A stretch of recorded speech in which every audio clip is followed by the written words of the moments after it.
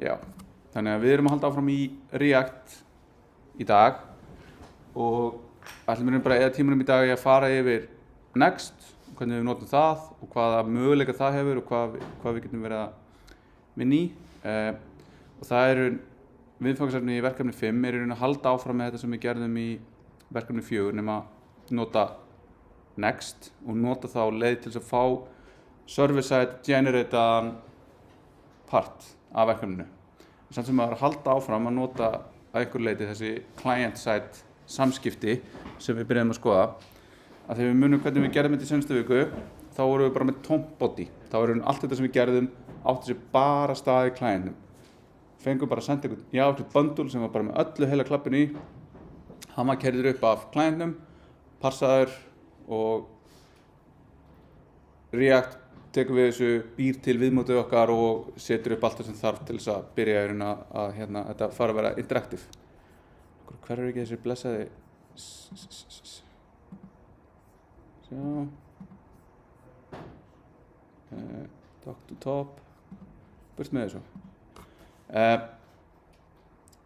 það sem að Next gerir er að vera svona starter, vera svona grunnur að verkefni eins og Create React App sem satt með meira af dóti og bara við fyrir beint inn á þetta segja við React Framework for Production og þá Hybrid, Static and Server Rendering, TypeScript Support sem við byrjum að skoða líka á í sérsta tíma, Smart Bundling, Route Prefetching and more og No Config Needed, þannig að þetta á að vera bara kæra skipun og byrja að vinna.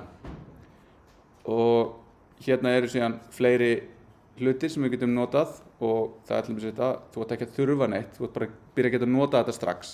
Þannig að þú bara kærir þetta og þú ert með development server, þú ert með production server og þú ert með bara ekkert vesen. Við getum verið með þetta hybrid sem þýðir þá að við getum verið með bæði pre-renderaða síður sem það sem við vorum að gera í verkefni 1, þar sem við vorum að vera með einhverja hluti sem við vorum sjálf í höndunum að búa til einhverja leið til þess að taka einhver gögn og einhverja logík og spýta út einhverja HTML. Það er svona þessi static rendering og síðan server-side rendering eins og við vorum að gera í verkefni 2, þar sem við vorum með Express, við vorum með einhvern server sem tók við requestum og bjóða til dynamist fyrir hverja requestu. Þannig að Next býður upp á báðar þessar leiðir og það að vera með React til þess að keyra viðmótið okkar. Þannig að við erum að gera og getum útvært verkefni eins og við gerum í verkefni 2 algjörlega í React og fengið best of both worlds sem er svona þetta sem að fólk vil meina að sé production ready framework virkni. Við erum með þetta incremental static regeneration sem þýðir að við getum verið með svona hybrid og hybrid, við getum verið með static og svo getum við fengið nýja requestu eða eitthvað nýtt verið til eins og í okkar tilfelli fyrir verkefni 5 þar sem við erum með einhverja viðburði sem komur úr einhverju API, hvað það bætist við og ég er búinn að static generate þetta, hvað þá? Séð þá ekki nýja? Hvað gerist ef eitthvað breytist? Séð þá það ekki? Og þá getum við látið þetta regeneratast á einhverjum ákveðnum tímapunkti eftir það sem við gerum og fleira sem við skoðum núna bara aðeins á eftir. En spurninga hans sem var fyrir verkefni 5 eitthvað sens að byrja bara frá grunni eða getum við breytt verkefni 4 yfir. Ég myndi eiginlega mæla með að nota verkefni 4 sem grunn og afrita yfir og nota þá núna, ég var átti eftir að gefa út síðlaustuna en ég ætla að gefa hana út núna, þá getur þið borið eitthvað saman við og þið getur tekið part úr henni, part úr ykkar lausn og svo soðið eitthvað saman. En ég mæli með að byrja frá grunni eins og við ætlum að gera núna sem er í raun og þá að hugsanlega nýta tækifæri líka þó það sé ekki í þessu verkefni en ef þið ætla að takast á við þetta verkefni en ekki næsta verkefni að nota TypeScript í þessu. Þá það er ekki krafa hér en það verður krafa í verkefni 6 að nota það þá getur hugsanlega nota þetta TypeScript líka bara til þess að bæta ofan á það sem við erum að gera og fá svona hvað er TypeScript að hjálpa okkur með. En það sem við ætlum að gera er að nota bara þetta hérna sem byrjun og keyra bara hérna með npx, nota nýjustu útgáfu af Next og nota TypeScript út frá því. Þannig að Við farið hérna og þá verður þetta mjög svipað því sem við vorum að gera í seinasta tíma. Við erum að keyra eitthvað tól sem að bootstrappar fyrir okkur einhverju svona scaffolding og hvað viljum við kalla þetta? Þetta er bara Philips 12 og setur upp það sem þarf að setja upp. Og það er þá þetta, það er React, React DOM og síðan Next. Og Next er þá að fela fyrir okkur fullt af þessu configi, alveg eins og þessi React scripts voru að gera í Create React app. Og svo fáum við bara svona keimlíka hluti. Nú koma hérna fleiri dev dependencies, við fáum ESLint config eitthvað með, hérna fáum við TypeScript og svo fáum við types fyrir þessa pakka sem við erum að fara að nota. Þannig að nú get ég bara farið inn í möppuna mína hérna, ég ætla að opna hana bara sér og þá er ég komið með scaffoldað verkefni með þessum stillingum. Þá getum við byrjað að skoða hérna, við erum með hérna, ok, strikt í gangi, flott er og það er bara búið að setja þetta upp eins og þetta þarf að vera sett upp til þess að þetta virki. Þá sjáum við hérna alveg sem við vorum með einhver React scripts, þá erum við bara með Next þarna. Þetta er að nota sömu pælingar, þetta er að fela fyrir okkur einhverjar flækjur á bak við þennan Next pakka. Við erum svo með eitthvað config hérna, þar sem við getum configað Next sérstaklega og við erum með einhverja típur hérna fyrir í raun Next og svo er verið að importa hérna fyrir einhverjar image component sem að Next skaffar okkur.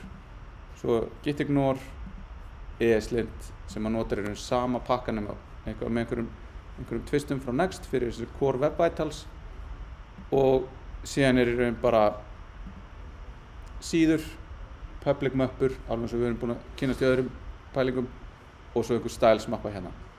Hérna er kannski ólíkt því sem við erum með ef við gerum Create React app, við erum ekki með source sem einhver grunn og hlutina inn í henni. Við getum alveg rearrangea því ef við viljum, en við getum líka bara keyrt þetta áfram svona. Þannig ef við keyrum þetta þá upp, þá erum við með dev hérna, þannig að við gerum npm run dev, þá startar einhver server. Við erum vist með einhvern experimental feature hérna, en ef ég opna þetta, þá fæ ég bara upp hérna. Núna ef ég fer hér og þessum gaur, svona, förum hérna og ég vista og ég er með hot reload í gangi. Sjá, eitthvað hyggst það hérna, byrjum við, hvað vist þetta villust? Nei. Eitthvað er hot reloadið ekki í gangi, en við erum með latest og þetta verandi hugbúnaður, þá hefur alveg þekkst að nýjar útgáfur séu með einhverjum buggum. Nú er áhugavert af hverju þetta er. Og þó svo að þetta séu stórir pakkar sem að margir eiga að vera að nota og eiga að vera production ready, þá hefur maður oftar en einu sem lent í því að hafa uppfært eitthvað í nýjustu útgáfu og þurft að bakka það þegar eitthvað sé bilað. Allavega, sjáum hvað setur.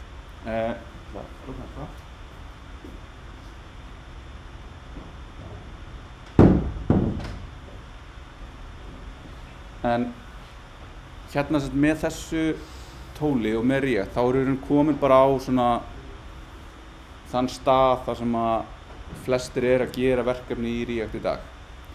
Og við erum búin að svona fast tracka okkur svolítið í gegnum svona fyrripartina áður en að React og Next var til, var í raun þetta að við vorum svo mikið að búa til okkar eigin servera, við vorum með server-side rendera, við vorum að keyra Express þjóna. En núna er að miklu leyti maður ekkert að gera það mikið sjálfur þegar maður er að búa til eitthvað svona vefi sem er að nota þessu Next. Þú bara keyrir þetta upp svona og þú ert að bara búa til vefina þína með React. Þú ert með eitthvað, hvort sem það er CSS eða hérna style components eða emotion eða eitthvað svona CSS and JS library. Þú ert með einhverju leið til að stíla hlutina þína og þú ert yfirleitt að nota síðan TypeScript.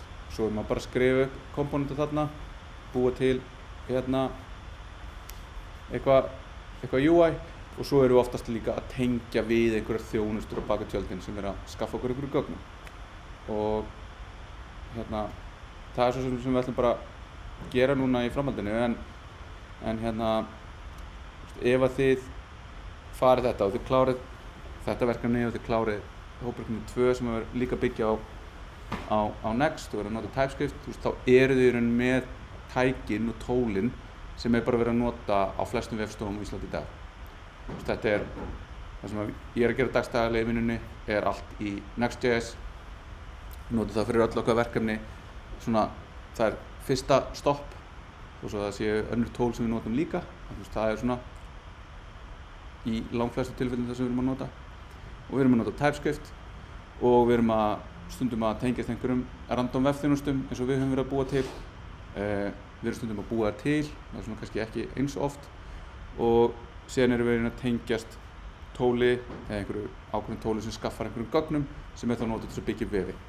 Þannig að það getur verið eins og vefi sem við höfum sett upp, nota margir Prismic sem að ég er að spá að nota bara svona til að gefa okkur mjög raunverulegt dæmi hérna, hvernig hlutirnir eru settir upp í alvörinni sem það sem við notum í verkefni 6 tengjast því.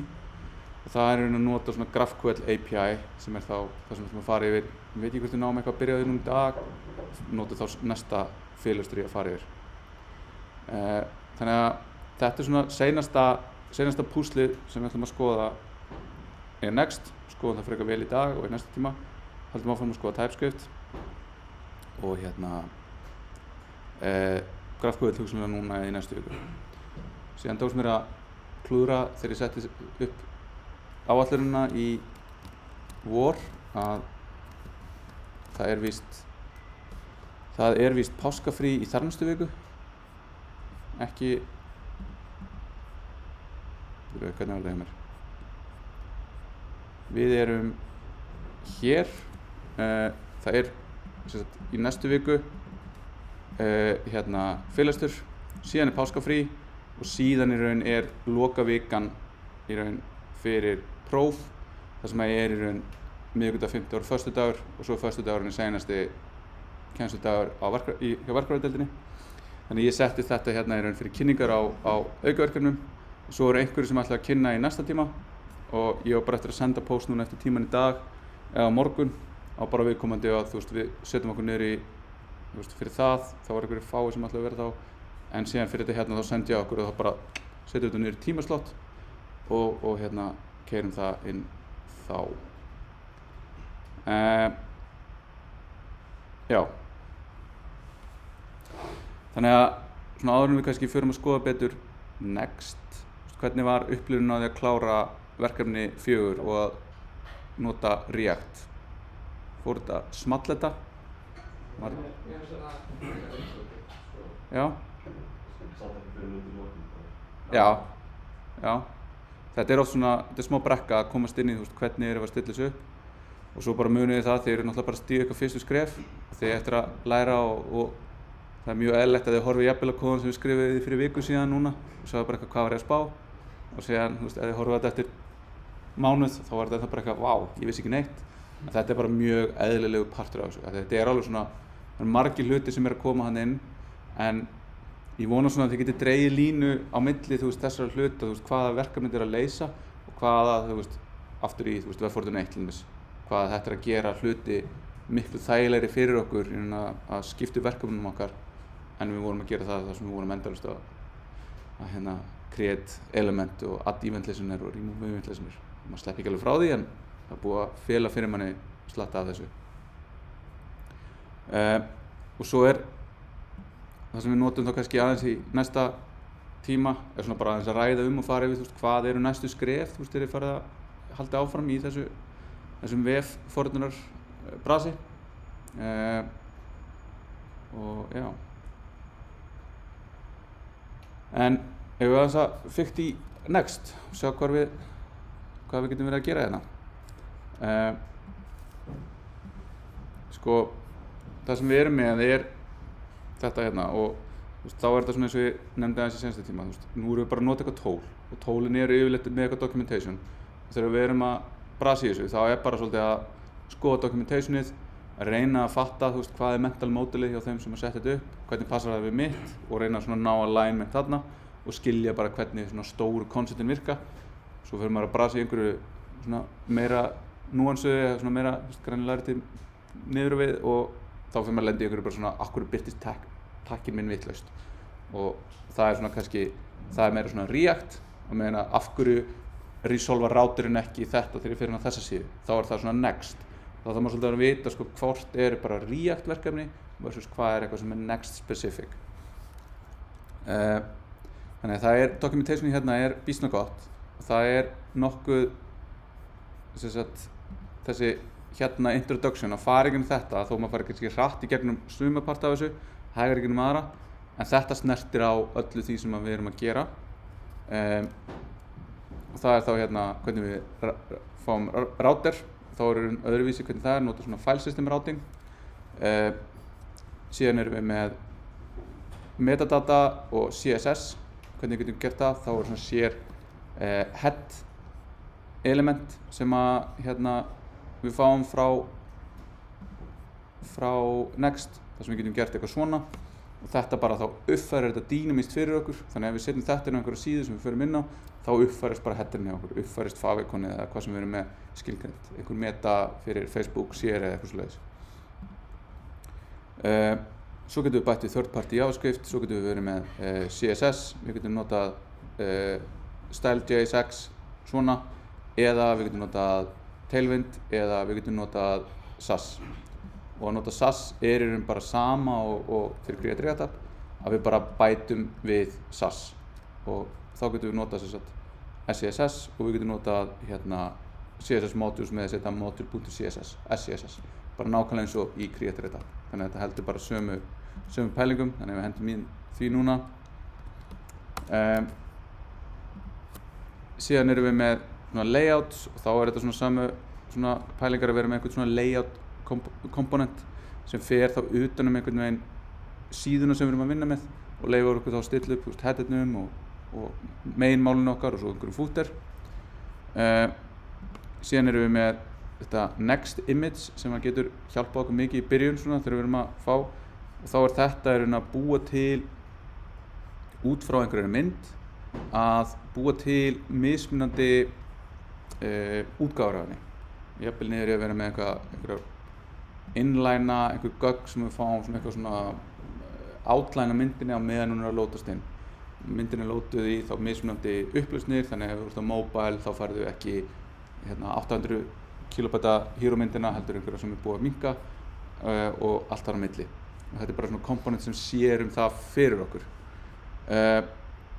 og við getum jafnvel vísað í aðrar myndir og nota þennan komponent og þessi komponent þá notar eitthvað tól bak við tjöldin til þess að rendera út margar mismunandi útgáfur af myndinni svo er meira hérna sem við getum sett upp ESLint, TypeScript og síðan er í raun bara hérna í við förum úr þessum basic features þá er þetta routing og við bara höldum okkur við svona það sem er svona einfaldast í þessu og við erum síðan með API routes sem að er í raun leið fyrir okkur til þess að búa til dýnamíska virkni sem virkar þá með hlutum sem eru statically renderaðir þannig að við búum til einhvern vef hann er með statically renderaðir með einhverjum upplýsingum en svo getur líka verið með skráningarform og þá getur búið til skráningarforms meðhöndlunina sem að sendir þetta í tölvupóst eða skrifar þetta í einhverja vefþjónustu eða eitthvað ég get skrifað það í svona API route þetta er þá svona sem aðrir kalla stundum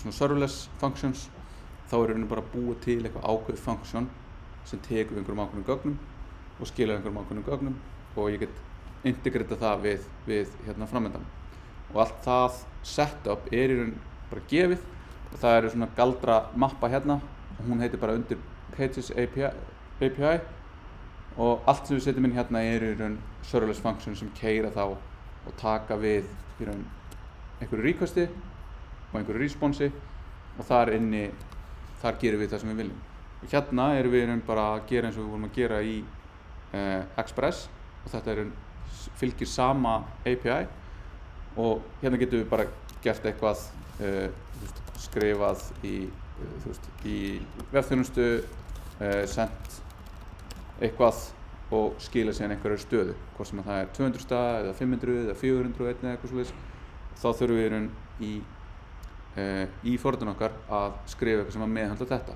Þannig að þá erum við í raun með eitt level og svona interaction þarna þar sem við getum í raun skrifað okkar eigin meðhandlun á einhverju ákveðnu og síðan proxyað eitthvað annað.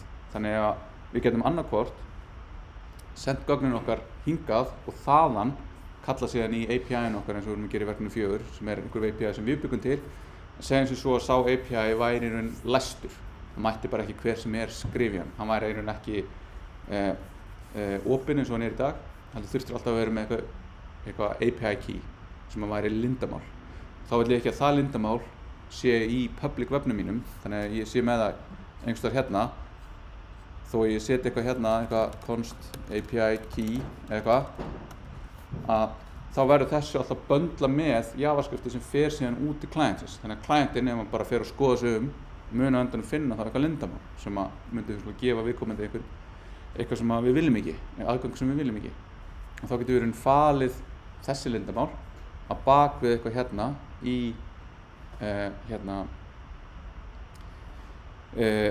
í þessu serverless function sem við köllum í.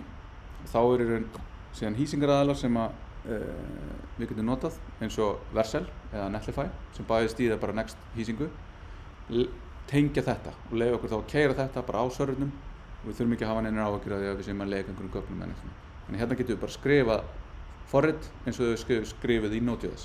Þannig hérna erum við komið með svona best of both worlds.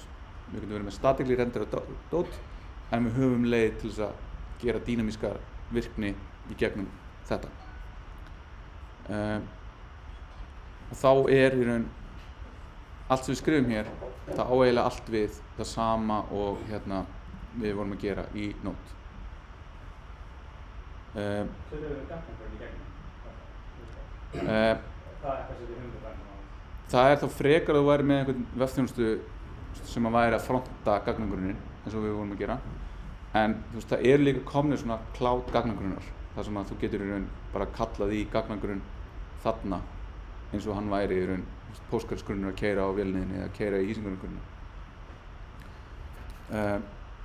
Og þetta þarna svolítið að festast í sessi eitthvað svona pattern sem virka.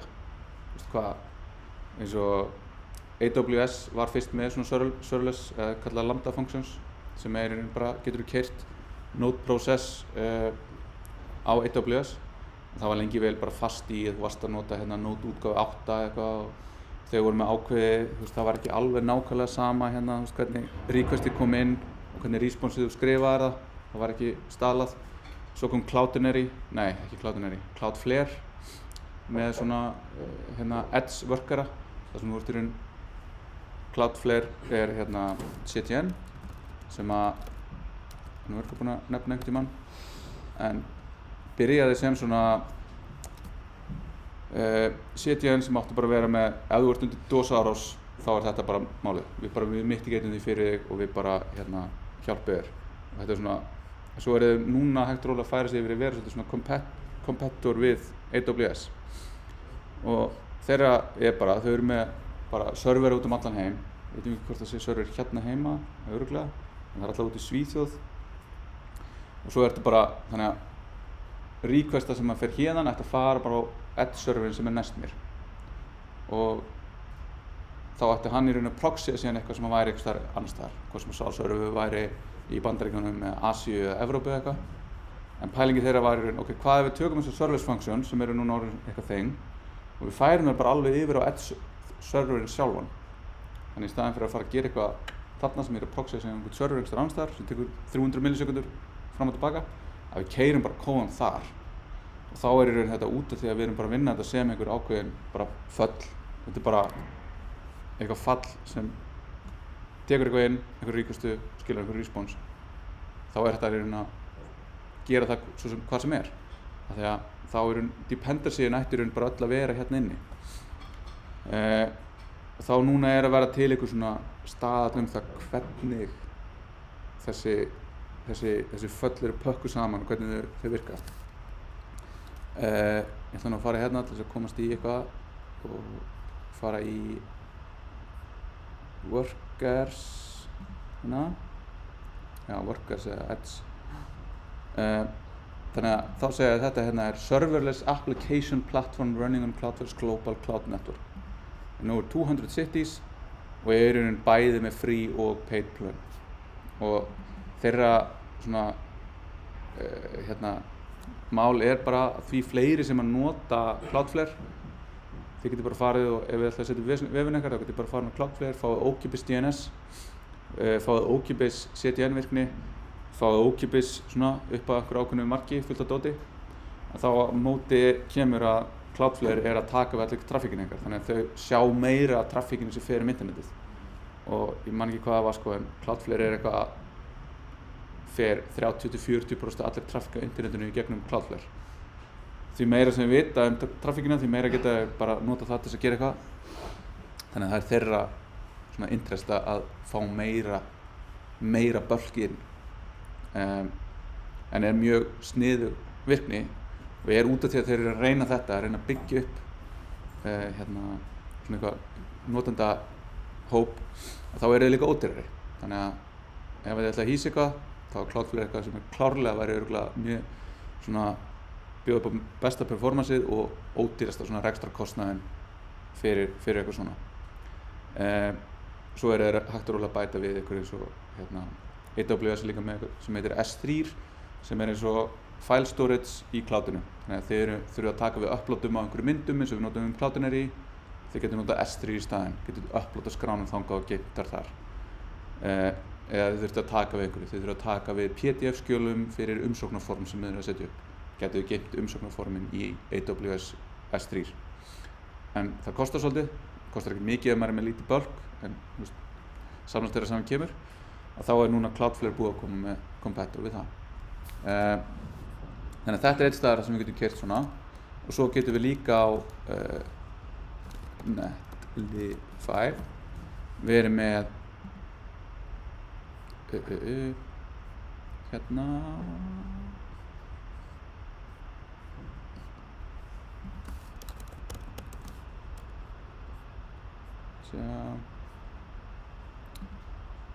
hvað bloggfærsla sem kannski ekki alveg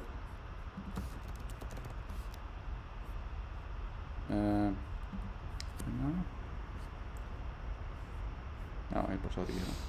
Þeir eru með eitthvað sem kallar bara functions og þá er það aftur þetta serverless functions og þá ertu í raun að keyra á Netlify því að Netlify er bara static hosting þannig að þeir eru ekki með reyndar eitthvað búið að breyta svolítið með Next til stiði svona statically eða svona incremental build en þarna er í raun þetta sett upp og þetta er þá sett upp og keyrir á einhverjum API gateways eða einhverju það er í raun bara meðhöndlað af Netlify þannig að við þurfum í raun bara skrifa föllin á einhverjum ákveðnum formati og hérna segja þér þetta keyrir á US East á AWS þú fær gig í minni þú fær í raun hámark 10 sekundur fyrir einhver synchronous aðgerðir og alltaf 15 mínútur ef þú segir þetta sé eitthvað svona background function sem getur að vera að keyra búa til einhverja skýrslu eða gera eitthvað og þarna er þetta þá líka að við erum ekki bara bundin við aðskotið TypeScript heldur er líka stuðningu við Go þannig að við getum verið með TypeScript React verkefni sem að statically generator eitthvað en svo erum við með Go serverless functionu sem að keyra einhverja bakendavirkni fyrir okkur og þá er þetta þannig í Netlify að þá erum við með einhverja möppu sem heitir bara functions og inn í því skilgrunum við þessi föll okkar þau síðan eru bara compiluð eitthvað pökkuð inn og sendt yfir á AWS keyra þar í þeirra umhverfi og svo kom inn einhverja requestur og þá eru þær meðhöndlaðar af þessum forritskóða sem síðan skila einhvern tilbaka til okkar og þá er þetta sjá hérna, nei, kannski ekki í Go alveg, ég ætla bara að reyna að finna eitthvað dæmi hérna en þá er hérna þá er þetta formið á því sem er komin þannig þarna erum við með eitthvað event og við erum með eitthvað context við erum aðeins öðruvísi en þetta er í Next þannig að þetta er svona sama koncept aðeins öðruvísi API sem við erum að díla við þannig að þetta er eitthvað sem við fáum þá bara out of the box þarna og síðan höfum við með Next þá sem sagt Next open source pakki, en hann manager fyrirtæki sem heitir Vercel, og þeirra business, það alltaf einhver business, í raun að vera með Next sem open source en bjóða upp á ótrúlega einfalda leiði til að deploya yfir á Vercel sem hýsingaraðilinn. Og þá það í raun það vonin að þið lærið á Next og þið lærið að deploya á Vercel og þið farið að vinningstöður og þið segja hei, Vercel geðveikt nice, hérna við ætlum að setja allt þangað og fara þá í samskipti, í viðskipti við það fyrirtæki. Og þá þetta í raun, þú notar bara þetta, þú ert með hérna serverless function, data fast refresh, allt þetta og þú virkar ekki bara með Next.js, þetta líka Create React App, Nuxt og Vue og einhverju öðrum hérna gaurum. Svo getur við verið með svona preview deploy sem við sáum aðeins í Netlify, þannig að þarna staðar þar sem við getum keyrt vefinn okkar. Og svo þetta náttúrulega, ef við erum að byrja lítið, þá þetta náttúrulega fyrsti skammturinn frýr, þú farið hérna á Hubby sem með eitthvað ákveðið miklu, það bara free for non-commercial use. Þannig að þið getur sett upp ykkar vef fyrir þetta, en leið að vera eitthvað commercial, þá þurfum við að fara upp í beint úr Hubby yfir í Pro, það ekkert millibil, og þá þið að borga fyrir eitthvað ákveðið hérna, og þá getur unlimited function requests og 100 gigabyte hours of execution. Og þá segir þetta líka með edge caching og eitthvað svona, þannig að við erum alveg bara, það þarf ekkert Cloudflare fyrir fram, við erum alveg á pari við þau. Og svo ennþá lengra, þá contact sales hérna, þess að fara upp í enterprise útgáfuna. Og þetta í raun virka bara og eru bara mörg stór vefsvæði sem hýst á þessu. Þannig að það þarf ekkert að vera með eitthvað svona sem við erum að nota sjálf eins og Heroku, þar sem við þurfum að fara svolítið inn og stilla eða vera að reka okkur eigin servera. Við getum líka bara nýtt þessar þjónustur. Og það gerir þetta líka mjög áhugaverðan tíma til þess að fara að gera eitthvað á vefnum, að við getum verið að búa til fáránlega flókin verkefni með bara ótrúlega svona góðum tólum upp á developer productivity og eitthvað svona fyrir eiginlega engan pening. $20 á mánuði og þú bara að geta hýst eitthvað sem að getur þess að vera að servera 20.000 á klukkutíma. Þú getur verið með einhverja business hugmynd og eina sem þú þarftir er að vera með nógu góða hugmynd og nógu mikið tíma til að útfæra einhverja útgáfu af henni og allt hitt er eiginlega bara svona eiginlega ekkert vesen. Þú getur bara komið þessu upp og byrja að vinna í þessu. Byrja að senda fólk inn á þetta.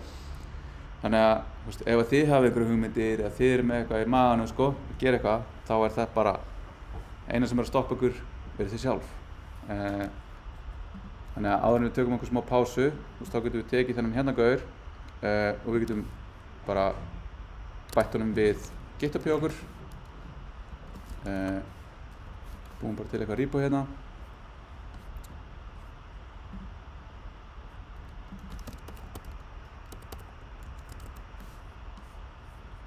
Svona.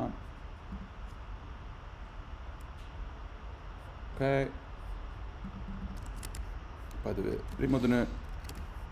Púsum þessu bara þessu default appi. Þetta komið, þetta allt bara mjög kunnulegt. Fáum núna bara þennan struktúr. Þannig við sjáum þetta ætti allt bara vera orðið mjög svona eðlileg flæði fyrir ykkur. Svo fyrir við á Vercel og ég loggaður inn hérna og ég reyndar út af því ég tengdi þetta við Web4 Organizationið, þá þarf ég að vera með Enterprise útgáfu, þannig að ég það víst að punga út nokkru $1 hérna svo að þið getið áfram komist í þetta, annars rennur þetta út eftir 4 daga. En svo þetta bara, nú þetta raun annað en Heroku og Netlify samt bara rosalega svipað koncept. Þannig að new project, finnum einhverja Git repository hérna, tekum hérna, þetta Next.js, þurfum ekki að stilla neitt hérna, þetta bara á að virka allt. Getur sett environment breytur, eins og við vorum að gera í hérna Heroku, og svo bara í deploy. Þá bara sækjum við sourceið, bildar þetta út, lætur okkur fá einhverja slóð og við erum komin live. Og þetta, að byrja svona project þannig til að koma eitthvað live sem ég get byrjað að fá fólk til að koma inn til að skoða eru bara mínútur. Svo náttúrulega hitt, góða hugmyndin, það er kannski flóknasta málið og tíminn í að búa til eitthvað sem make sense. Svo ef við vildum í raun og sjáum að þetta bara make sense og við ætlum að setja eitthvað í loftið, þá getum við bara farið þarna inn, fara á Ísnik, keypt okkur eitthvað gott .is eða eitthvað .com eða eitthvað og hent inn dómeninn okkar. Við höfum bara setja hann í nafnaþjóna og þetta er komið út á einhverju frábæra hugmyndin mín.is. Þannig að þetta er komið og ta-ta. Rosaleg gleði hér og ég get farið hérna og ég fæ bara þessa slóð hérna og þetta er komið live. Þannig að við skulum taka okkur smá pásu og svo skulum við skoða aðeins muninn á þessu versus það sem við erum að skoða í seinasta tíma og aðeins hvernig bara vinnuflæðið í þessu er. Við taka okkur pásu og byrja aftur klukkan 10 mínútur í.